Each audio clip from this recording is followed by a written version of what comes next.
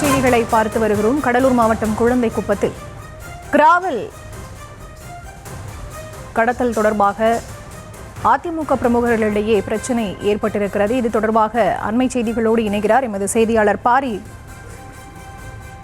வள்ளல். அவரிடம் பேசலாம். வணக்கம் பாரி வள்ளல், விவரங்களை நீங்க பதிவு செய்யலாம். பரிதா, கடலூர் மாவட்டம் பண்ருட்டி அருகே விலங்கல்பட்டு கிராமத்துக்கு அருகே உள்ள குழந்தைக்குப்பம் பகுதியில கிராவல் குவாரி நடந்துட்டு இருக்கு. இதுல பாத்தீங்கன்னா அதிமுக பிரமுகர் கிருஷ்ணமூர்த்தி, அவரது மகன் கோபால் மற்றும் அதிமுகவை சேர்ந்த வினோத், இவங்க அந்த பகுதியில் அந்த மணல் குவாரி நடத்திட்டு இருக்காங்க.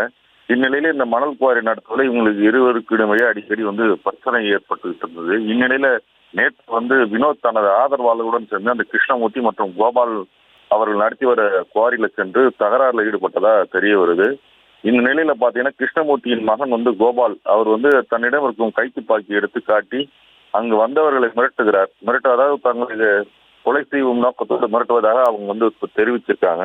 இது அது குறித்து கோபால் தெரிவிக்கும் போது துப்பாக்கி உரிமம் அவரிடம் இருப்பதாக தெரிய வந்தாலும் அவர் இந்த பொது வெளியில இந்த கைத்துப்பாக்கி எடுத்து காட்டியது குறித்து சமூக வலைதளங்கள்ல வீடியோ வைரலானது. இது குறித்து மாவட்ட காவல்துறை கண்காணிப்பாளர் உத்தரவின் பேரில் தற்போது அந்த கோபாலை நடைமுறைப்பட்டு காவல்துறையினர் அவரை பிடித்து சென்று கைத்துப்பாக்கியை பறிமுதல் செய்து விசாரணை மேற்கொண்டு வர்றாங்க. இந்த விசாரணையின் அடிப்படையில் அவர் மீது 4 வழக்குகள்ல பதிவு செய்யப்பட இருப்பதாகவும் காவல்துறை வட்டாரங்கள் தெரிவித்திருக்கு. இந்த சமூக வலைதளம் அந்த வீடியோ வைரலானது சற்று அந்த கிராம பகுதியில் பரபரப்பாக காணப்பட்டது. பரிதா,